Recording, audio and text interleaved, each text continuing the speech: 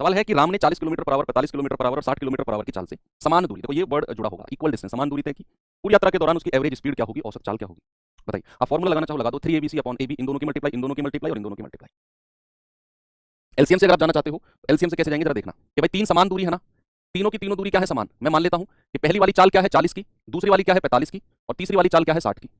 आपने क्या करना है, मैंने बोला कि जो स्पीड है ना उनका एलसीएम ही दूरी मान लो। अगर मैं आपसे कहूंगा जरा मुझे बताना एलसीएम ऑफ 40, 45 और 60, भैया आएगा 360, है ना भाई। देखो इन दोनों का एलसीएम तो 180 होता है, और फिर 180 और 40 का एलसीएम हो जाएगा, 180 का डबल कर दो 360 हो जाएगा।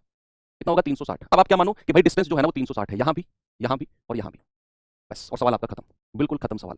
जैसे ही आपने चाल का जो एलसीएम है उसको दूरी माना, सवाल वहां पर एंड है। अब क्या करना है, अब डायरेक्ट एवरेज स्पीड निकालेंगे।